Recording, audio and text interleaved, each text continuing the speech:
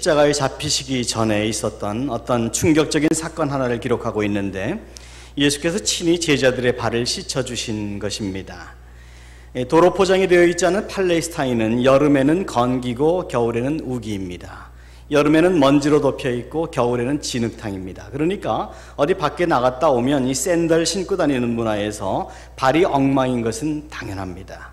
여름에는 먼지로 덮여 있고 겨울에는 진흙탕으로 투성이인 발을 가지고 집에 들어올 수 없기 때문에 유대인 집의 이 입구에는 항상 돌 항아리 6이 놓여 있습니다. 6은 완전수에서 하나가 빠진 겁니다. 완전수는 메시아가 오시는 날이 완전수인데 아직 메시아가 오시지 않았다고 생각했기 때문에 유대인들은 그렇게 불완전수 6개의 돌 항아리를 놓고 거기다 물을 채워놨습니다. 그런데 그 돌 항아리 속에 들어있는 물은 마시기 위한 물이 아니라 그렇게 샌들을 신고 집에 들어올 때 먼지나 진흙을 닦기 위해서 있는 물이었고, 손님이 들어오면 자기가 자기 집에 갈 때는 자기가 닦고 들어가지만 손님이 올 때는 집 주인이나 또는 하인이 있을 경우에는 하인이 와서 손님들의 발을 씻어주는 것이 그 당시 팔레스타인의 문화였습니다. 그런데 지금 예수님과 제자들이 만찬을 준비하고 있는 이 집에는 우리가 이유를 알 수는 없지만 주인도 발을 씻어주지 않았고 하인의 모습도 보이지 않습니다. 그러니까 그냥 들어온 것이죠. 대충 어떻게 해결하고 들어온 것 같습니다. 그런데 오늘 본문을 다른 시각에서 기록한 이 공관복음의 누가복음 22장을 보면 이 최후의 만찬 자리에서 예수님의 제자들 사이에서 이 싸움이, 말다툼이 일어났다고 그렇게 기록을 하고 있습니다. 그 말다툼의 내용이 뭔가 하면 지금 예수님이 예루살렘 성으로 입성하는 도중이거든요. 최후의 만찬은 예루살렘에 들어가기 바로 직전인데 이제 주님이 예루살렘에 들어가면 메시아로서 정권을 잡게 되실 것이다, 그런 기대가 있었습니다. 그러면 정권 잡으면 누가 우의정하고 누가 좌의정하겠느냐, 이런 식입니다. 누가 높은 데 앉겠느냐, 이걸 가지고 지금 싸우게 된 것입니다. 그래서 이 문제가 제자들 사이에 목소리가 커지고 불편한 관계가 되었습니다. 그리고 이런 불편한 관계는 만찬이, 즉 식사가 시작되면서도 계속 이어졌던 것 같습니다.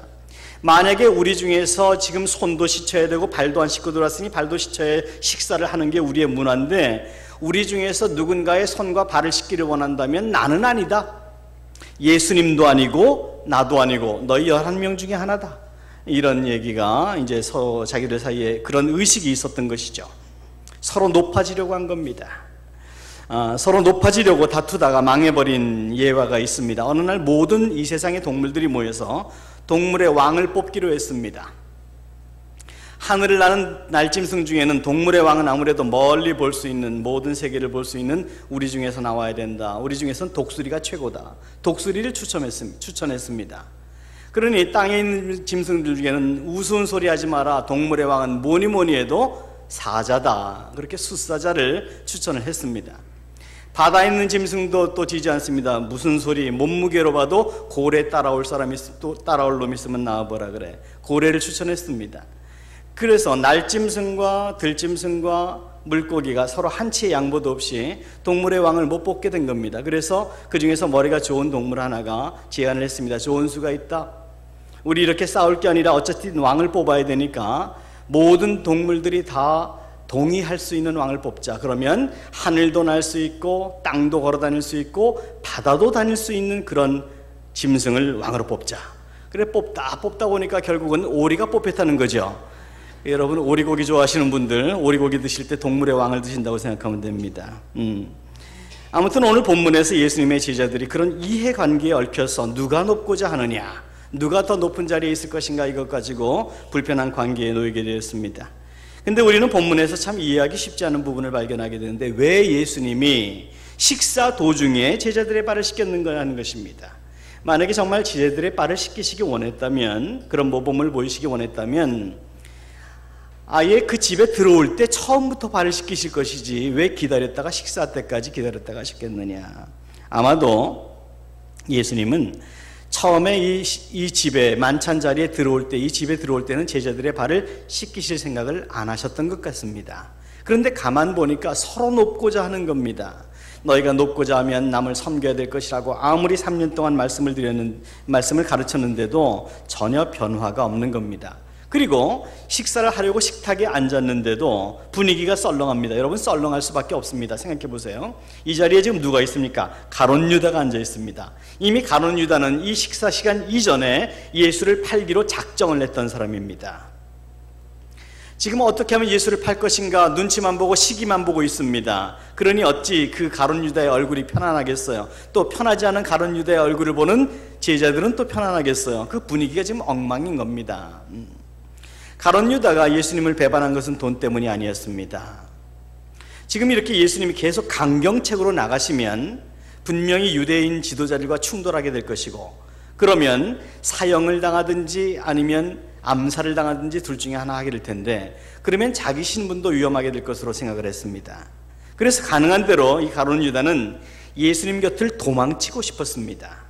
마치 예수님을 십자가에 못 박았던 자들이 예수님이 골고다를 십자가를 지고 올라가실 때에 그의 피를 나와 내 자손에게 돌려라 라고 소리쳤던 것처럼, 가룟 유다는 이 사람과 나는 전혀 상관이 없다 라고 반대로 소리를 치고 싶었을 것입니다.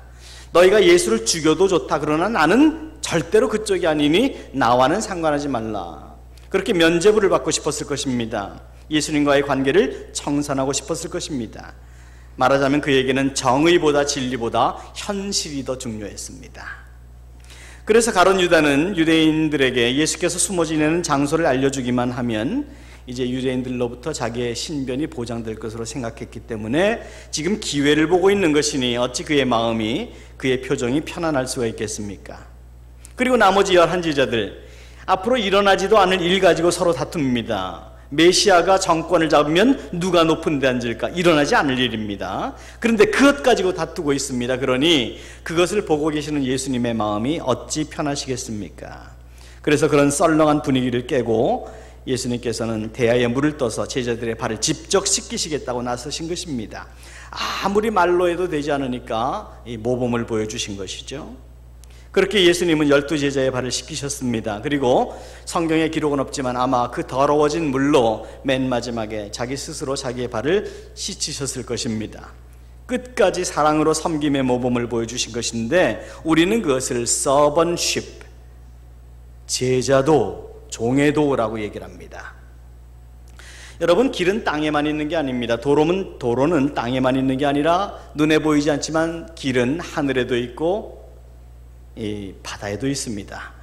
땅에 있는 길을 육로라고 합니다. 바다에 있는 길을 해로라고 합니다. 그리고 하늘에 있는 길을 항로라고 합니다. 자동차도 배도 비행기도 길이 보이지 않는다고 아무데로 나가면 충돌하기 쉽고 암초에 걸리기 쉽고 무너집니다. 사고당합니다. 자동차도 배도 비행기도 가야 될 길로 가야 합니다. 사람도 마찬가지입니다. 각자 걸어가야 될, 마땅히 가야 될 길이 있습니다. 장사를 하는 사람에게는 상도가 있습니다. 부모를 둔 자식에게는 효도가 있습니다. 스승을 둔 학생에게는 제자도가 있고 주인을 둔 종에게는 종의도가 있습니다. 종은 종이 걸어가야 될 길이 있습니다. 여러분, 종이 누구입니까? 종은 누군가 자기에게 주인이 있는 사람이 종입니다. 종은 자기 스스로 종이 아니라 주인이 있을 때 종인 것입니다. 저와 여러분이 그리스도의 종입니다. 다시 말하면 그리스도가 살아계시고 종이 주인을 위하여 일하듯 우리는 그리스도를 위하여 일하는 것입니다. 종은 주인을 위해서 자기의 생명조차 포기하는 사람입니다. 현대사회에 종이라는 개념이 없기 때문에 우리가 그 개념을 이해하기는 쉽지 않지만 이렇게 한번 생각해 보십시오. 한번 대통령의 경호원을 생각해 보십시오. 대통령 경호원은 어디서 땅 소리가, 총소리가 나면 일전에 말씀드렸듯이 그 총알은 저격수가 사용하는 그런 라이플인 경우에는 음속보다 훨씬 빠릅니다. 땅 소리가 나면 이미 늦은 겁니다. 그러나 대부분의 권총은 음속보다 느리기 때문에 땅 소리가 나도 이미 늦지 않습니다. 거리에 따라서 다르긴 하겠지만 아무튼 어떤 총의 소리든 상관없이 경호원들은 땅 소리가 나면 무조건 자기 몸을 던져서 대통령을 감쌉니다. 대통령을 보호합니다. 자기가 총알맞이가 되겠다는 것입니다. 이유가 무엇입니까? 두 가지입니다. 첫째는 사명 때문입니다. 경호원의 사명은 대통령을 목숨을 걸어서라도 보호하는 겁니다. 두 번째, 보상심리 때문입니다. 죽으면 뭐 할 수 없지만 뭐 죽어도 국립묘지 묻히고 보상금이 나오겠지만 운이 좋아서 어느 정도 좀 다쳐서 죽지 않을 정도로만 닥치면 국민 영웅이 되는 겁니다. 어쩌면 경호실장 할지도 모르겠습니다. 그러니까 한 나라의 대통령을 위해서 요번에 저 암살이라고 하는 영화를 봤는데 정말 여러분들에게 권하고 싶은 좋은 영화더군요. 예, 대한민국을 위해서 잃어버린 대한민국의 주권을 위해서 싸우는 그런 독립운동가들 무엇을 위해서 싸우는 것입니까? 국가를 위해서 싸웁니다. 또 하나가 있습니다. 국가가 광복되고 나면 거기에 대한 보상 심리가 그들에게 없지 않거든요. 물론 그렇지 않은 순수하게 그냥 자기 한 목숨 바치는 사람들도 있겠지만 대부분의 경우는 광복이 되면 기대 심리가 있는 것은 인지상정일 것입니다. 아무튼 한 나라의 대통령을 경호하는 경호원이라고 해도 사명 때문이고 보상 심리 때문입니다. 자, 그렇다면 저와 여러분이 예수님의 종이 된다는 것이 무엇입니까? 사명 때문입니다. 우리를 구원해 주신 은혜 때문입니다. 그리고 하늘나라에서의 주어질 상급 때문입니다. 이 상급을 기대하는 것은 절대로 기복신앙이 아닙니다. 그리스도인들은 이 땅을 살면서도 소망을 하늘나라에 두고 삽니다. 물론 우리는 하늘나라의 소망뿐 아니라 축복뿐 아니라 이 땅에서의 문제에 대한 해결도 필요합니다. 그런데 주님은 우리에게 그렇게 말씀하셨습니다. 너희가 구하기도 전에 하늘아버지께서 너희의 모든 필요를 아시느니라. 모든 필요를 아신다 그랬어요. 우리의 모든 필요를 채워주신다고 했습니다. 그럼에도 불구하고 혹시 저와 여러분의 삶에 아직 풀리지 않는 숙제가 있다면 생각해 볼 부분이 있어요. 왜 이 숙제가 풀리지 않느냐? 왜 하나님은 나의 이 기도를 침묵하시느냐? 사도 바울은 자기에게 찔리는 가시가 있어서 어떤 사람은 심장병이라고 하고 어떤 사람은 안질이라고 이해를 합니다만 우리가 뭐 성경이 침묵하니까 침묵할 수밖에 없지만 사도 바울은 이게 너무 괴로워서 이것이 없어지기를 위해서 3번 죽게 기도했다 했습니다. 히브리 영법에서 3번은 최상급입니다. 기도할 만큼 했다는 뜻입니다. 그런데도 하나님께서는 내 은혜가 너에게 족하다 말씀하셨습니다. 그때 사도 바울은 실망하지 않고 이렇게 대답했습니다. 그러므로 내 약한 데서 하나님의 능력이 온전하여지니 내가 기뻐하고 기뻐하리로다. 저와 여러분이 예수 그리스도의 종이 되었다는 것은 우리의 아픔과 가시와 상처를 통해서 하나님이 영광 받으실 수만 있다면 기꺼이 받겠다는 겁니다. 종은 주인을 위해서 사는 겁니다. 종은 자기를 위해서 사는 인생이 아니라 주인을 위해서 사는 것이기 때문에 그렇습니다. 저와 여러분 삶에 풀리지 않는 문제가 있다면 한번 이렇게도 생각해 보실 수 있지 않겠나 싶습니다. 하나님은 우리의 문제를 해결해 주시고 우리에게 복의 근원이 되도록 축복해 주실 때에 건강 주시고 재물 주시고 가정 주시고 모든 상황을 허락하실 때에 그 주인이 누구이신지를 분명하게 하고 싶어 하십니다. 여러분이 개를 키울 때에 강아지를 키울 때에 주인이 누군지 분명하게 말하지 않으세요? 고양이는 아시는 것처럼 주인이 없어요. 자기가 주인이니까. 근데 강아지는 좀 다르죠. 예, 우리가 가축을 길러도 누가 주인이고 누가 소유물인지를 분명히 합니다. 하나님은 창조주이시고 우리는 그분의 피조물일 뿐 아니라 영원히 멸망받을 수 없는 상황에서 예수 그리스도의 보배로운 피로 말미암아 구원을 얻은 대속함, 리딤, 구속함을 받은 피값으로 사신받은 자들입니다. 우리가 그러면 주인이 누구인지는 분명하죠. 자, 그렇다면 주인이 누군지는 분명한 우리 삶에 부어주신 은혜가 이제까지 있습니다. 그러면 그 은혜를 은혜되게 하셨는가? 그 은혜에 합당한 삶을 살았는가? 30년 전에 제가 삼성전자에 근무를 할 때만 해도 그 앞에 뒤에가 전부 논밭이었습니다. 완전히 논밭이었습니다. 집이 정말 하나도 없었습니다. 저희가 살던 집은 아주대학교 앞에 있는 주공 아파트였는데 5층짜리, 지금 거기 힐스테이트가 들어왔더군요. 그때의 수원과 지금의 수원을 비교해보면 이건 정말 형질을 알아볼 수 없을 만큼 우리 잘 삽니다. 자, 그러면 요새 이제 신방을 해봐도 참 아파트들도 좋고 참 잘 사세요. 참 마음이 좋아요. 자, 그런데 달라진 게 있어요. 그 한 30년 전에는 교회들이 서로 구역 예배를 하든지 무슨 모임이 있든지 하면 가정들을 열었습니다.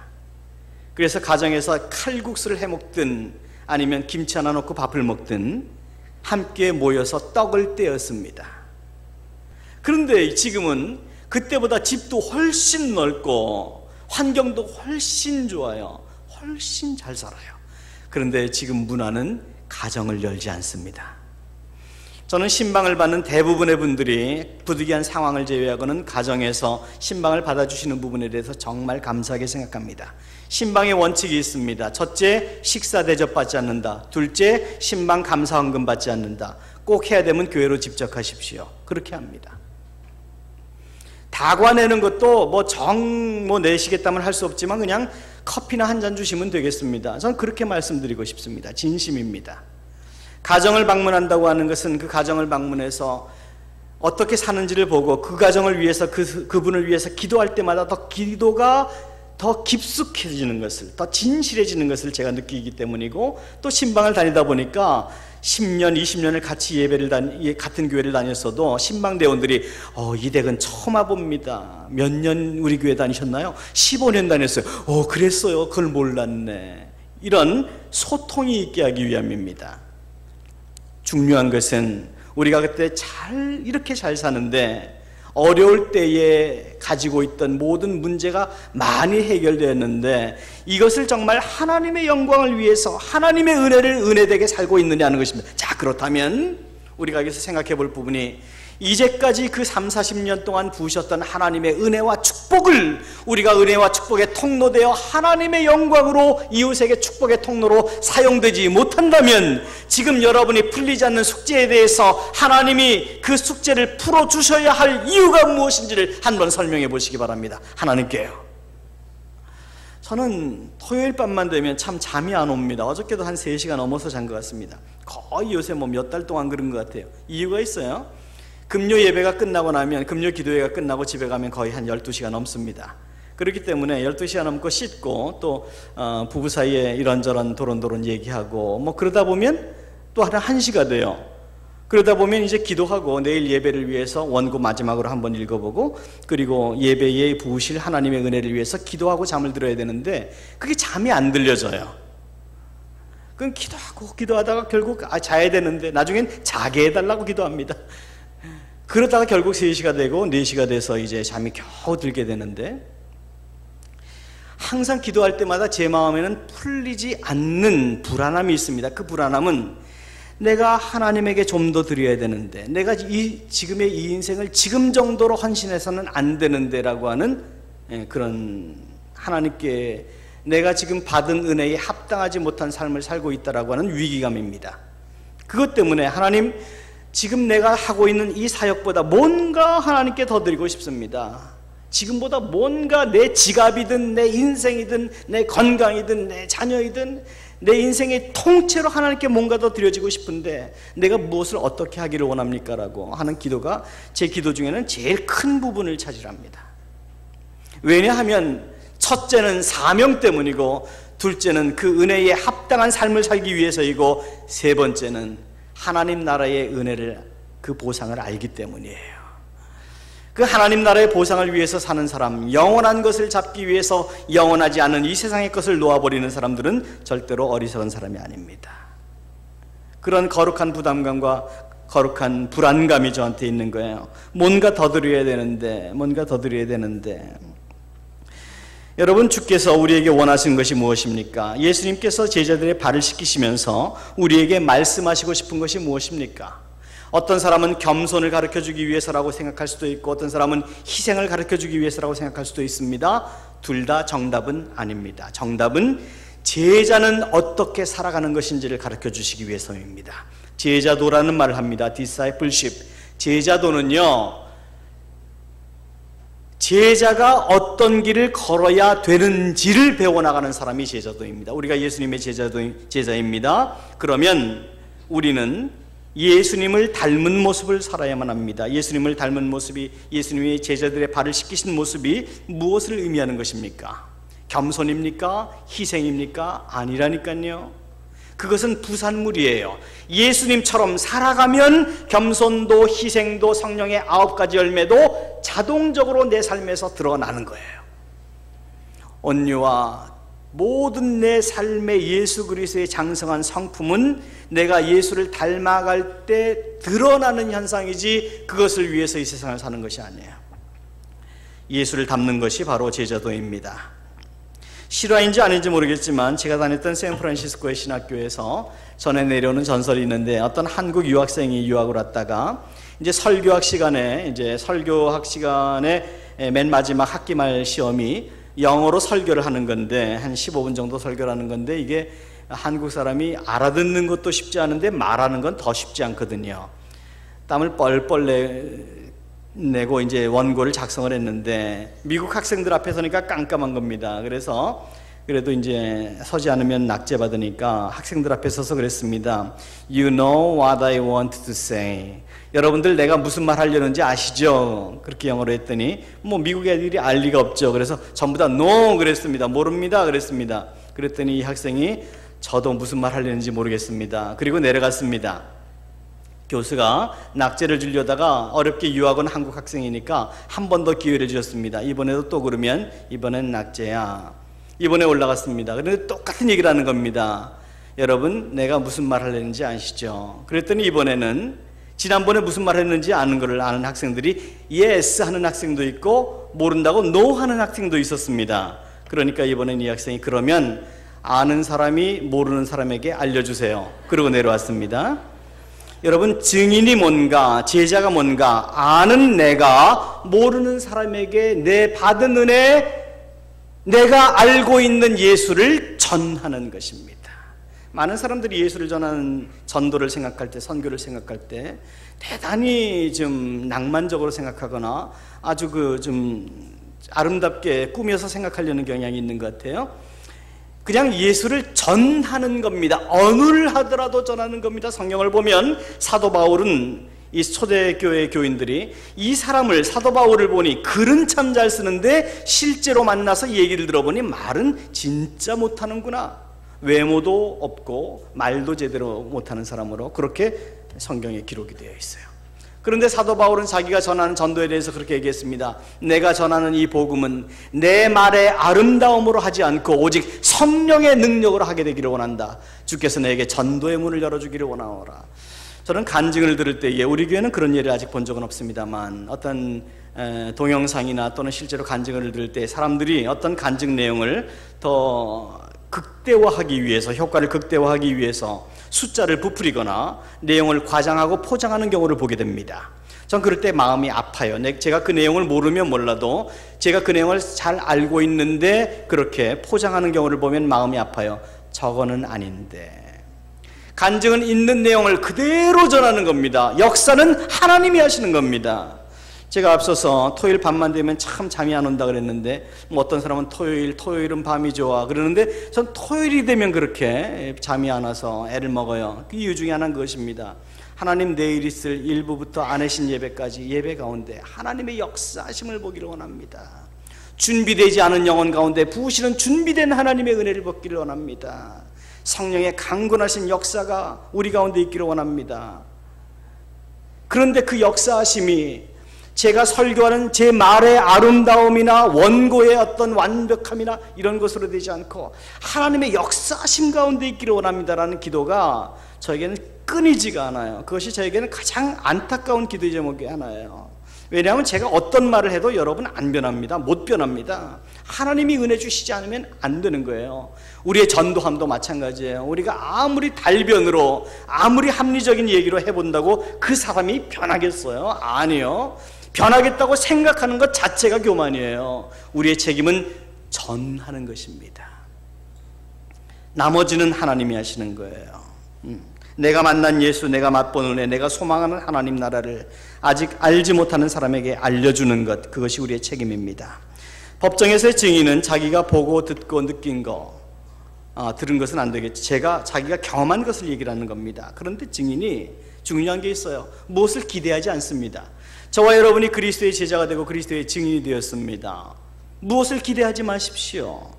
교회에서 사역을 하다가 상처받는 사람들을 우리는 가끔 보게 됩니다. 그건 어디나 똑같아요. 이유가 있어요. 두 개가 있어요. 첫째, 사람에게 상처받습니다. 둘째, 하나님에게 상처받아요. 사람들이 자기를 몰라줘요. 자기가 얼마나 열심히 일했는데 상처받아요. 하나님이 자기를 몰라줘요. 내가 하나님 일 이렇게 열심히 했는데 내 삶이 이게 뭡니까? 이 숙제를 또 왜 이렇게 주십니까? 사람에게 실망하고 하나님에게 실망하면 낙심됩니다. 실족합니다.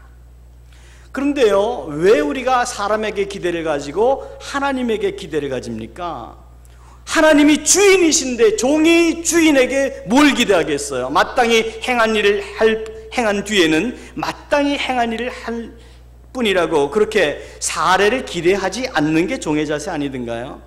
예, 그 기대하시면 실망합니다. 실패합니다. 저는 목회자로서 살아가면서 오랜 기간을 통해서 터득한 목회 저 나름대로의 원리가 하나 있어요. 기대하지 말자. 기대하지 말자라는 건 여러 가지 측면이 있는데 이 세상을 기대하지 말자. 오직 하나님만 기대하자.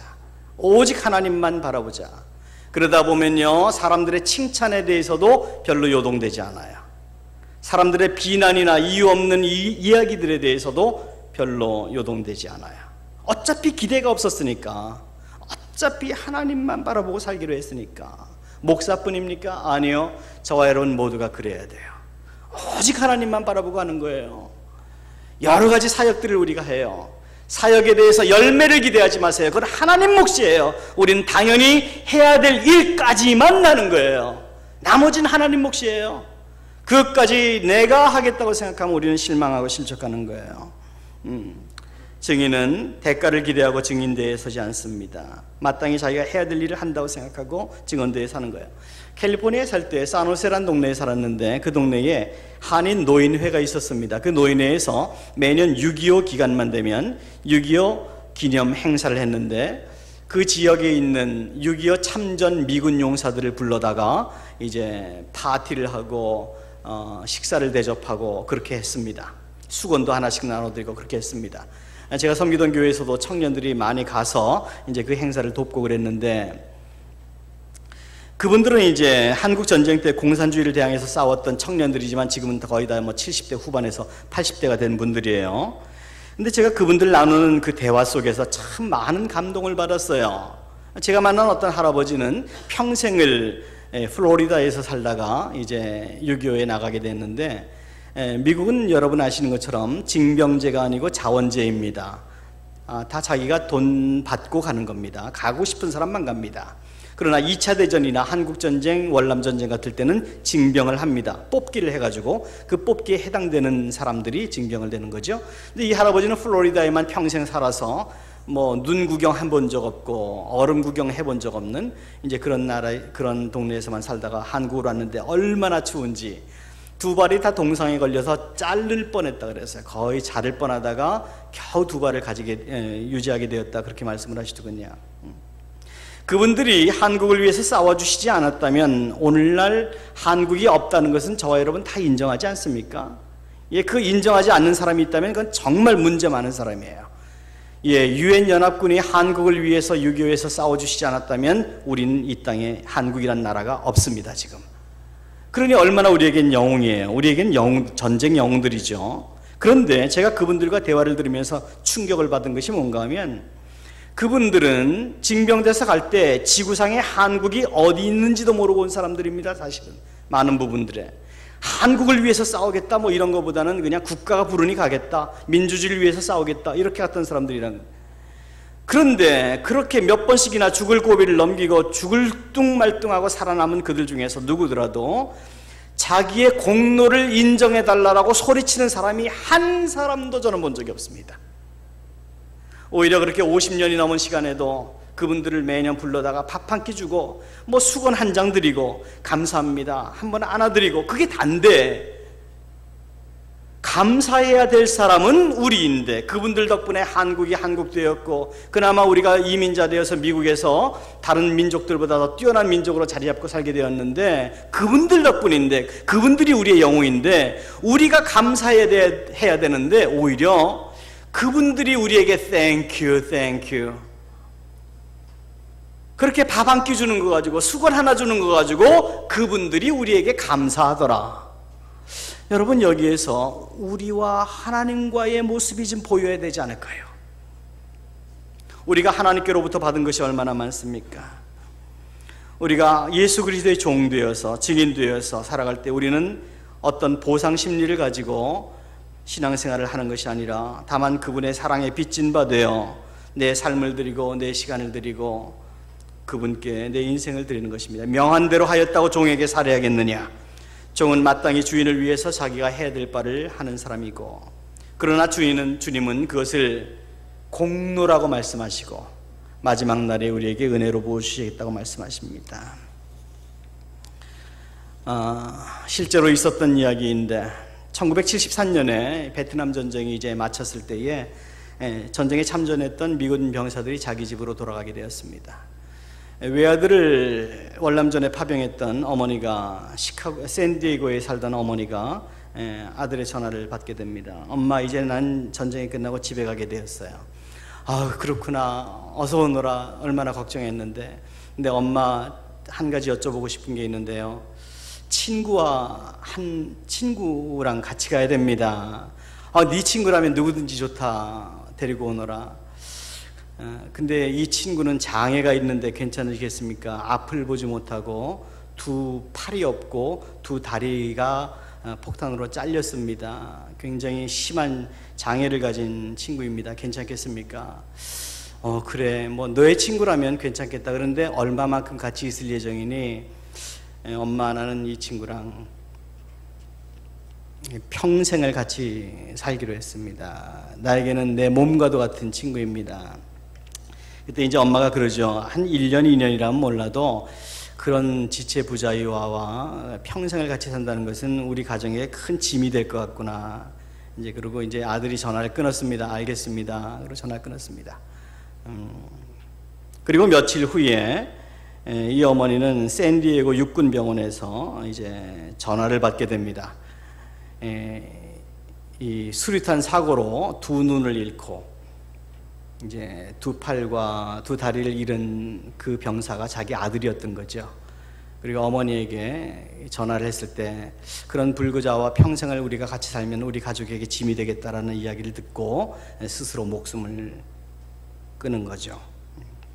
실제 있었던 이야기입니다.